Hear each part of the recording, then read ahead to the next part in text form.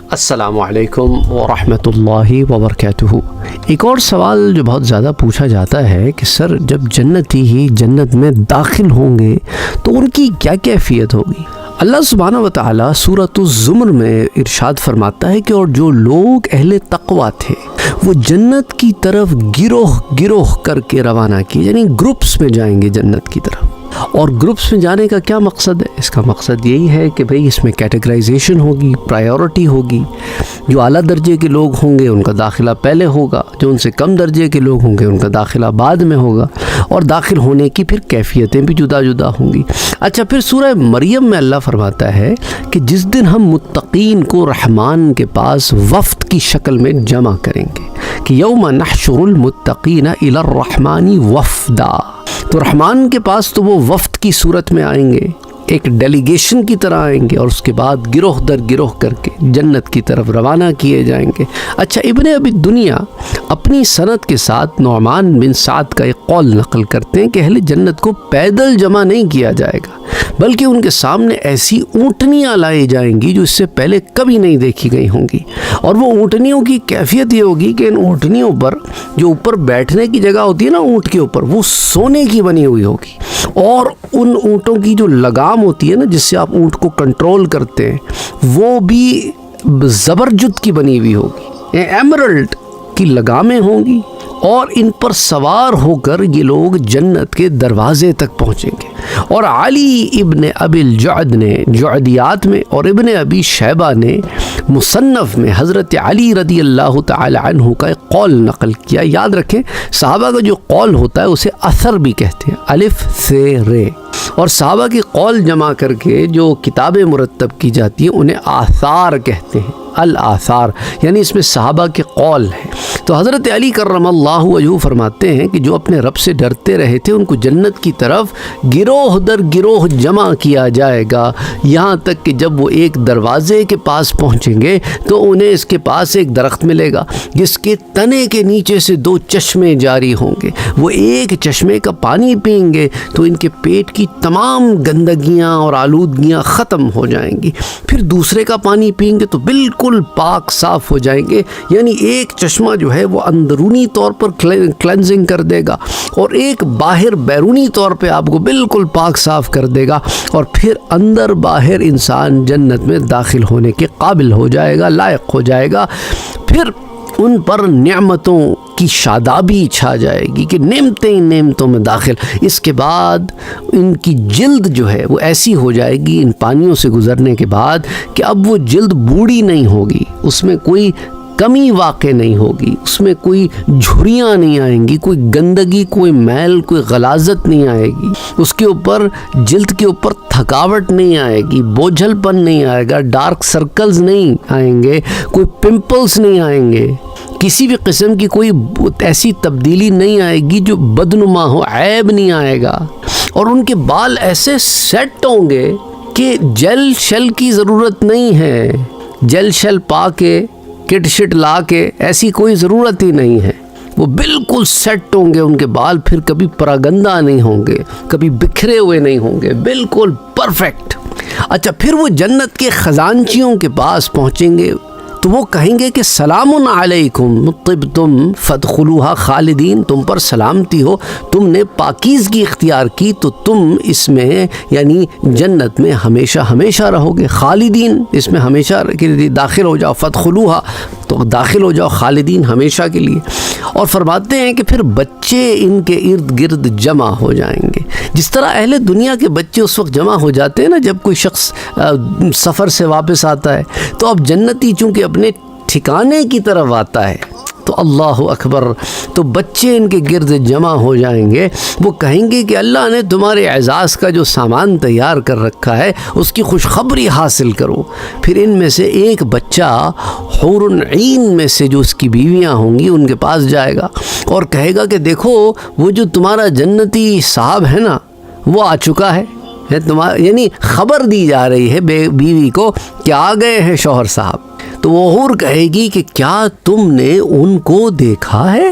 وہ کہے گا ہاں میں نے ان کو دیکھا ہے، وہ میرے پیچھے پیچھے آ رہے ہیں، میں دوڑ گیا نا آگے تاکہ تمہیں خبر کر دوں، تاکہ تم استقبال کے لیے نکلو۔ تو وہ پیچھے آ رہے ہیں. یہ دیکھ کر ان میں سے ایک بے انتہا خوشی میں دروازے کی چوکھٹ تک آ جائے گی. یعنی یہ حوروں کے پاس پیغام لے کے جائے گا نا، جو اس کی بیویاں ہیں جنتی کی، تو ان میں سے ایک مچل کے ایکسائٹڈ ہو کے خوشی میں وہ دروازے کی چوکھٹ تک آ جائے گی. جنتیوں ایک لمحے کو سوچو تو سوچ میں بھی اس کو ہم سمو نہیں سکتے. تو پھر وہ جنتی جب اپنے ٹھکانے پر پہنچے گا تو دیکھے گا کہ اس کا گھر موتیوں کا بنا ہوا ہے، پرلز کا گھر بنا ہوا ہے. اللہ اکبر.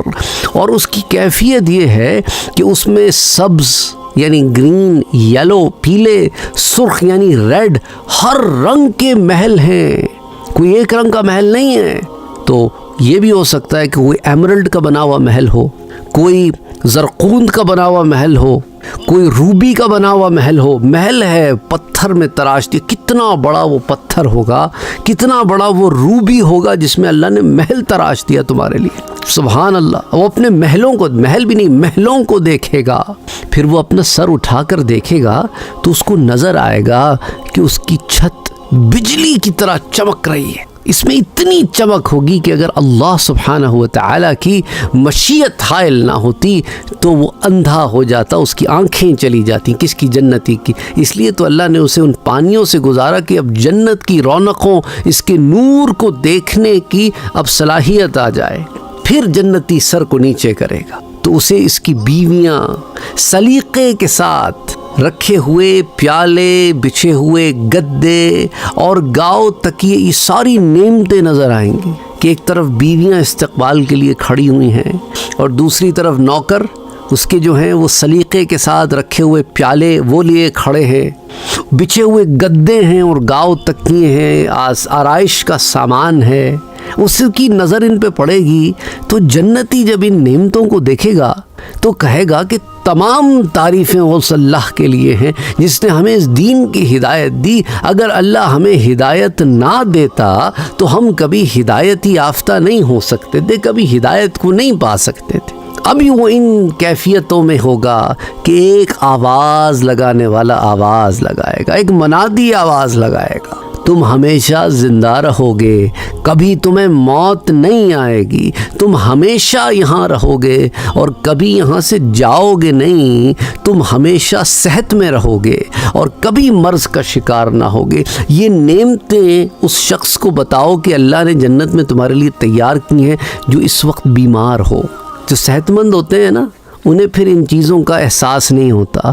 جو بیمار ہو اور وہ اس کی زندگی بیماری میں کٹ رہی ہو، اسے کہو کہ اللہ تجھے ایک ایسی جگہ داخل کرے گا جہاں تو کبھی بیمار نہیں ہوگا، تو پھر اس کے دل کی کیفیت جو ہوگی نا، اس سے آپ اندازہ کرنا کہ جنتی کی خوشی کا کیا عالم ہوگا. جو کبھی بیمار ہی نہیں ہوا، ایسا تو کوئی ہے ہی نہیں نا. ایک لمحے کو سوچو، وہ لمحہ جب تم بہت بیمار تھے، کبھی اس لمحے کو یاد کر کے دیکھو کہ بیماری تمہارے اب کبھی قریب نہیں آئے گی. تم کہیں پہ بھی دنیا میں رہتے ہو تو کوئی گارنٹی نہیں ہوتی ہمیشہ یہیں رہو گے، اتار چڑھاؤ چلتا رہتا ہے. کبھی کسی شہر میں جا بسو تو کوئی گارنٹی نہیں ہوتی کہ یہیں سے موت آئے گی تو نکلو گے، کوئی گارنٹی نہیں ہوتی. لیکن وہاں گارنٹی دی جا رہی ہے اب یہاں سے کبھی نہیں نکلو گے، ان نعمتوں میں رہو گے. سبحان اللہ. اچھا، صحیحین میں یعنی بخاری اور مسلم میں ایک روایت آتی ہے، اس پہ آج کے درس کا اختتام کرتے ہیں. امام بخاری اسے کتاب الرقاق میں اور امام مسلم اسے کتاب الایمان میں روایت کرتے ہیں. حضرت سہل بن سعد رضی اللہ تعالی عنہ اس کے راوی ہیں کہ حضور اکرم صلی اللہ علیہ وآلہ وسلم نے ارشاد فرمایا کہ میری امت میں سے 70,000 یا ایک روایت میں یہ بھی فرمایا 7 لاکھ اس طرح داخل ہوں گے جنت میں کہ وہ ایک دوسرے کو پکڑے ہوں گے اور ایک ساتھ جنت میں داخل ہوں گے. یعنی جماعت ہوگی، ایک گروہ ایسا بھی ہوگا. اور ان کی کیفیت کیا ہوگی کہ ان کے چہرے اس طرح چمکتے ہوں گے جس طرح 14ویں شب کا چاند چمکتا ہے، 14ویں رات کا چاند جیسے چمکتا ہے، ایسے چمکتے نورانی چہروں والے ہوں گے. اللہ اکبر، اللہ اکبر. اے اللہ ہمیں ان لوگوں میں شامل فرما، آمین. اے اللہ ہم سے راضی ہو جا، ہمیں گناہوں سے بچا لے، آمین. تو یہ کیفیت ہے تھوڑا سا آپ سمجھیں ٹپ آف دی آئس برگ ہے جنتی کے بارے میں کہ جب وہ داخل ہوگا تو کیا کیفیت میں داخل ہوگا۔ اللہم صلی علی محمد وعلی آل محمد۔